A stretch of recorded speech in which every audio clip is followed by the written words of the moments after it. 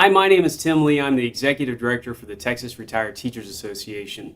Thanks for joining us on TRTATV. Today I have with me Bill Barnes, he's our State Legislative Coordinator, and Ronnie Young, who is our pensions consultant. Well, gentlemen, it's the end of the legislative session. It's finally over. 140 days have gone, and so now we have to talk about what happened. And of course, all of our members want to know what's occurred. So let's start, Bill. Our general overview, we came into this session hoping to get some money for our health insurance program, and the good news is what? Tim, we did. The legislative committee made that a top priority to address the health care issue, and I think we came out very well on that issue. The House and the Senate have, as you know, have recommended appropriations for the shortfall. It doesn't solve the problem of health care costs, but it does address it, and we're very grateful and very satisfied that we were able to get that accomplished. So, Ronnie, in total, about how much money are we going to see coming to our health care program? The supplemental appropriation, the extra money was $768 million. So we normally get around $600 million, so we actually got more than double the normal appropriations. Now, the difference between the appropriations that we normally get and the shortfall money that we are getting this time, it doesn't necessarily all blend. It didn't raise the base contribution. A lot of our members know that we get 1% of the aggregate teacher payroll to support our health insurance program, which is part of our problem. But this is an emergency or a supplemental appropriation, but it didn't go into the base appropriation. Right. So that means we will have enough money based on projections to pay all the bills for next year. But when we go into the next session, we're going to be starting with only the 1% funding, or $600 million. So we're going to have to make up the same supplemental amount plus an additional amount for growing membership and growing costs. And it's hard to imagine how much I think the health insurance really costs everybody as an aggregate cost. But let's talk about individual costs for a second, Bill. Part of the goal was to protect retiree premiums.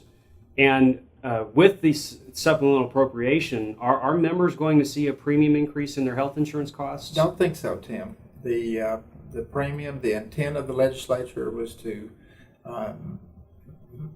protect that and not have our premiums go up for both years of the biennium. And I think that's really good for retirees. So we're not expecting any premium increases. So the legislature actually put in their budget a rider that prohibits TRS from raising premiums for the coming biennium. Right. So it's probably safe to think that the premiums are going to remain the same for the next couple of years, but it may be an impractical goal for us to say that premiums will never go up. Don't you think that's probably the case, Ronnie? Right. The statutes actually say the retirees shall pay roughly 30% of the cost. And we're close to 30% right now. So as time goes on and costs go up, it's very likely that the retirees will have to pay some increase.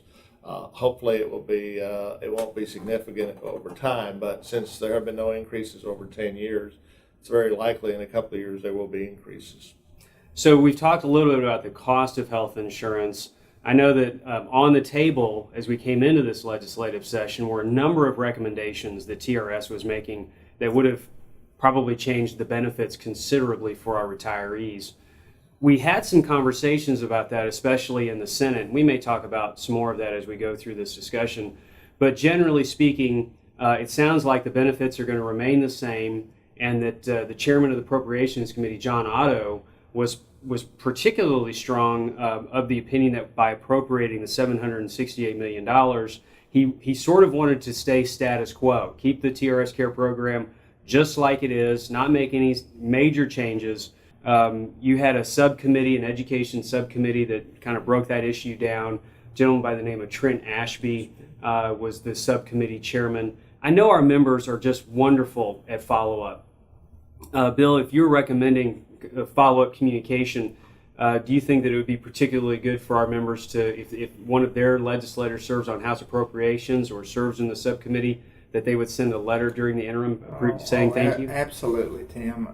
Especially to Chairman Otto, if he is your representative, they definitely need to make that phone call or that personal letter to Representative Ashby. Without those two, this may not have happened at all. I visited all of those members on the subcommittee to thank them personally. I know they get a lot of people that are griping about different things, but this is a golden opportunity for our members to really show their appreciation to those people on that committee. Yeah, I think that when you're involved in the legislative activity, certainly there's a lot of work that goes into the 140 days, but it's the 18 months after session during the interim where most of the work is done in trying to build those relationships and communicate to members what's going on. So I think it's important to do that follow-up, and I think that you're right about that, Bill. Well, Ronnie, let's talk about the Senate for a second, because I know the Senate had a little bit of a different view. Now, ultimately, Bill, I know your senator, chair of the Senate Finance Committee, Jane Nelson, ultimately made the announcement actually the day that the Retired Teachers Association had our rally day, that they also supported fully funding the shortfall so that we could kind of get some more time to figure this out. But as we negotiated with folks on the Senate side, particularly the chair of the State Affairs Committee, Ronnie, Joan Huffman, was really interested in some of the other alternatives that were being talked about.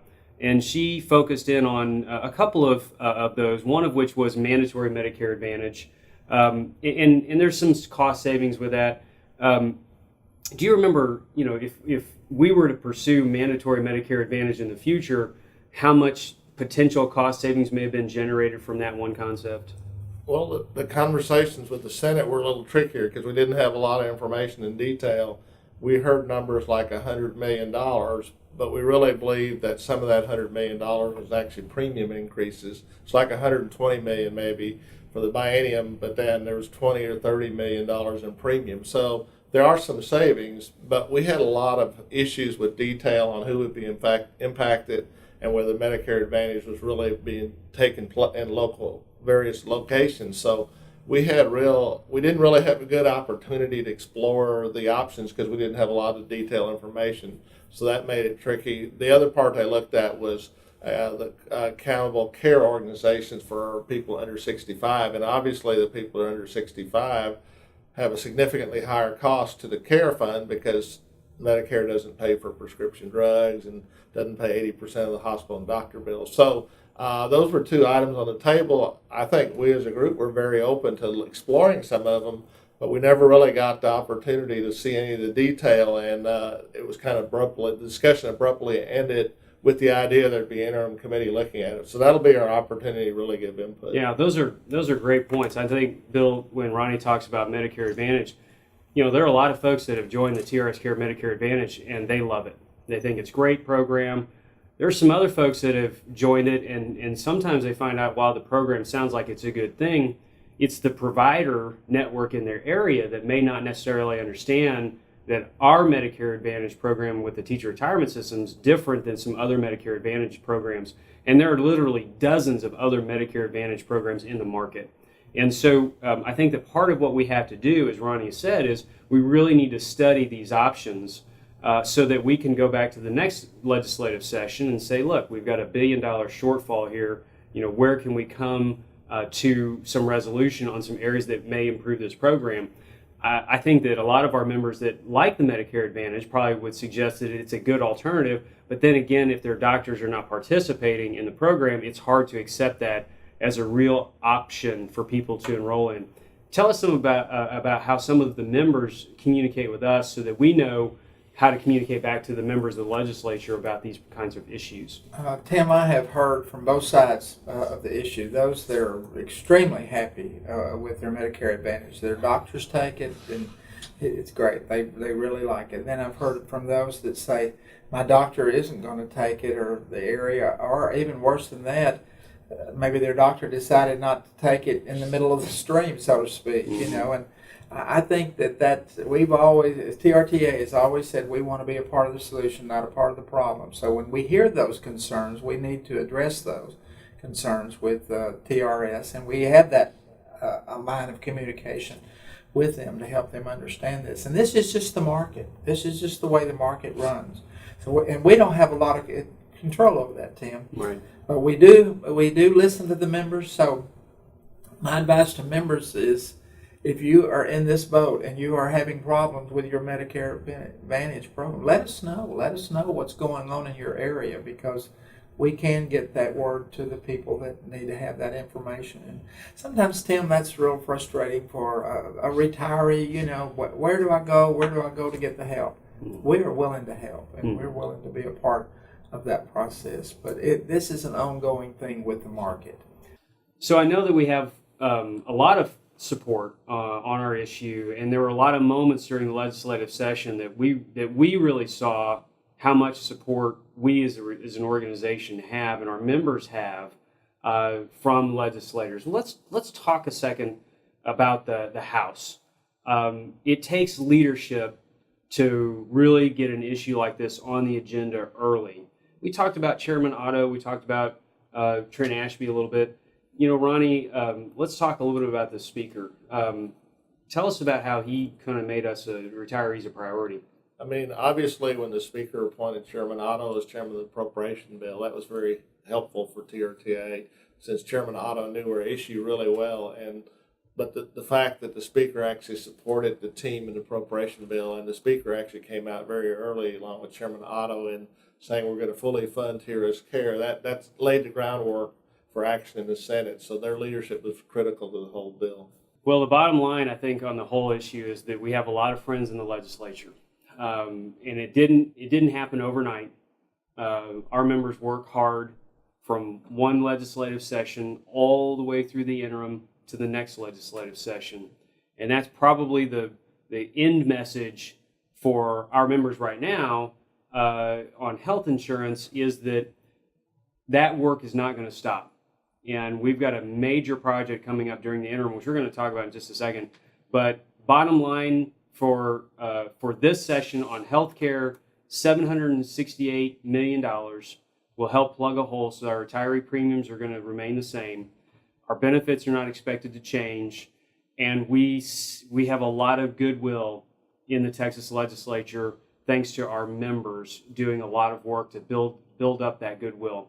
And I know that the moment during our rally day when we were standing, I was standing down on the Senate floor. I know you were standing down there with me, and we looked up and we saw all of our members just filling every chair around the gallery. There were a number of rules that were broken, but it was allowed because the lieutenant governor made a point of saying that his wife is a retired teacher. He understands what we deal with, and he allowed some breaks in the typical decorum to have senators recognize our members. And that wasn't just a show. I think there's a lot of that tremendous goodwill that exists, and it's going to be that sort of effort that senators, legislators are going to remember. And I agree with you that it is vital that our members send those letters of thank you. They invite legislators to come to their local units during the interim, that our members show up at those local units and they express gratitude for the $768 million that's going to be used to help fund our health insurance program. So it's a great end to that part of our legislative agenda, but there's still other parts here that we need to talk about. So from us, the legislative team here, we do want to say thank you to all of our members for the work that you did to help solve health insurance for this biennium. And now we're going to start talking about some other issues as well.